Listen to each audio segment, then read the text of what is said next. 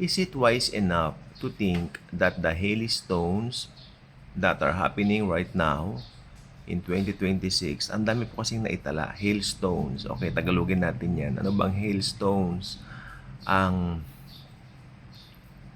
hailstones po ay pag-ulan po ng yelo, no?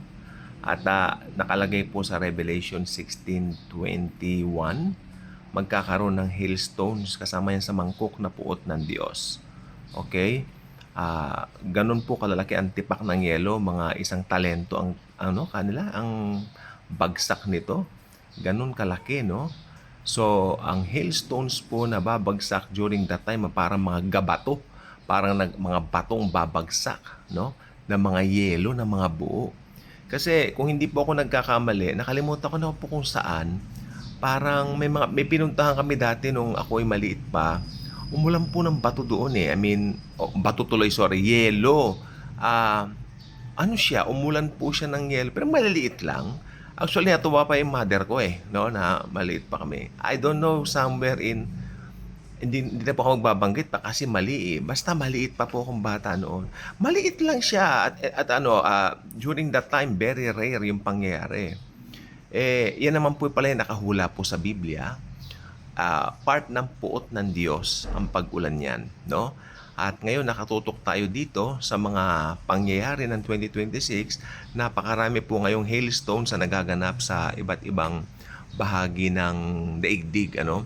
At makikita po natin dito na mga hailstones pong ito ay napapadalas. Kaya hindi natin maiiwasan yung iba nagsasabi na nasa Book of Revelation na raw tayo, na sabi nila na, uy, ito na yung ano. Kaya sabi ko, tignan lang po nating mabuti. Iba pa rin po ang maging biblical po kasi tayo in everything and in every way, no? Dahil sa totoo lang po, nakalagay dito, 21, nasaan ba yun? Ayan siya. And islands vanish and mountains, and there was an incredible hailstorm. Ito po sa Bible po ito ha. 16:21 ng Revelation. And there was an incredible hailstorm from heaven, hailstone weighing 100 pounds. 100 pounds po ang weight. Ang Bible po dito, makinig po mabuti, importante po ito. Okay? Ang Bible po dito sa particular na ito, napaka-specific niya. At ang Bible, pag naging specific, talagang magaganap po yan. Dahil sa Bible, walang hula, ni gapatakman, ni kaunti man ang mapepel. Okay? Yung tuldok, yung kudlit, yung quit na tinatawag, lahat po yan, matutupad po yan. Okay? So, tingnan po natin muli. Sabi po ng Bible, may mga Bibles kayo, kunin naman nyo. Revelation 16:21, sabi dito, and there was an incredible hailstorm from heaven. Incredible, ano to? Hailstorm from heaven. Ano yung hailstorm na yan? Hailstones weighing 100 pounds fell from the sky onto the people below. Sino ba yung mga onto the people below? They are the ones who were left behind. Okay? And they curse God.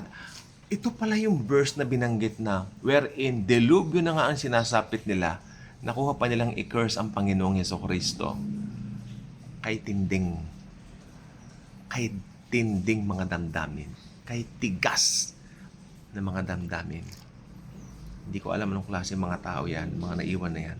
100 pounds fell from the sky unto the people below, and they cursed God because of that terrible hail. Hindi po ba kung may mga pangyayari sa mundo, sa bagay, sa lupa, na mga nangyayari hindi maganda, we should ask God for protection. Pero itong mga taong ito, very different. Sabi po ng banal na aklat na ito, susumpain pa nila ang Panginoong Hesukristo, ang Diyos.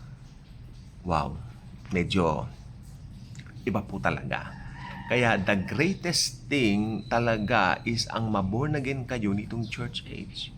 Nitong church age, ang requirement para makasama sa rapture, napakasimple. Yun yung simple lang po. Kilalanin mo yung ginawa ni Christ sa cross na sapat na. Walang labis, walang kulang. Sapat na. perfect. Yun po yun. Kaya ang nakakalungkot po nito, itong mga taong mag-a-undergo ng tribulation, marami po silang pag-iisipan, marami silang pagdidesisyonan. Number 1 dyan, yung magpapatatak ba sila? Giginhawa ang buhay nila? Magagawa pa rin nilang pumasok sa malls? Magagawa pa rin nilang bumili? No? Magagawa pa rin nilang magpasarap sa buhay? Or, yung paraan na binanggit ng Bible kung paano mapaparangalan ng Lord Jesus. Alam na po ninyo yun. Huwag natin banggitin dito. Medyo nagselan si YouTube regarding contents lately. I mean, we'll need to consider that. Alam na po ninyo kung paano po yun. Okay. Paano ba namatay si John the Baptist? O yun. Siguro alam naman niyo kung ano yung sinasabi ko. Nandito po sa Bible yung basahin nyo. Kaya sabi ko po, ang mga pangyayaring magaganap dito sa tribulation ay lubhang napakatitindi. Kaya please, refrain from telling people that we're into that terrible times na ngayon. Marami nangangaral. Tribulation 2026, nasa tribulation na raw tayo. No! Wala pa po. Church age pa rin po tayo. Alam niyo, ang Bible is ang pinakamagandang katangian ng Diyos. Yung gusto niya lahat sana makakilala. Binibigyan pa niya ng pagkakataon ang mga tao na makilala pa siya. Ganyan ang pag-ibig ni Jesucristo sa sangkatauhan. No? Na pilit na ewan ko anong nangyayari, bakit may mga taong naniniwala na mag-a-undergo ng tribulation ang mga anak ng Diyos, gayong kay linaw sa banal na aklat na may rapture na magagalap. Pre-trib rapture. It's a pre-trib rapture. It's not a mid, it's not a post. Although, I am calling na magrespetuhan tayo, okay, ng mga views. Dahil napaka-importante. Pag sinabing views, hindi yung views dito sa YouTube, ha? Baka naman, kasi iba na pag narinig ang views ngayon, iba nang niisip natin, alam, mga YouTuber tayo. Hindi po yung views niya, yung pananaw ang ibig ko sabihin. Yung pananaw natin sa mga bagay-bagay. Well, the things that are written in the Bible, my friends, are really escalating right now. No? Kung talagang aware kayo sa mga nangyayari, that would be it. You are seeing something na nakasulat na po matagal na panahon na sa Book of Revelation. No? Yung iba doon, birth pains. Kaya yung sabi nila, bakit may mga hailstorm na nangyayari at hailstones pa nga yung iba, no? Yan po patikim na binabanggit lang. Pag sinabi natin patikim, ito po ay pinangalanan ko under doon sa very popular na salitang birth pains, no? Ang Panginoong Hesus na rin nagsabi niyan, may birth pains pong talaga na magaganap, no? Kaya ito pong panahon natin ngayon, ako po ay naniniwala, huwag tayong magtataka kung maya-maya mawawala na lang tayo dito, dadagitin na tayo. Sapagkat lahat ng mga may patungkol sa senyales ay ito ay umuugnay at tumutumbok sa second coming ni Jesus. Hindi po ito tumutumbok para sabihin mo, ayan hindi mga senyales magra-rapture na Hindi po ganon.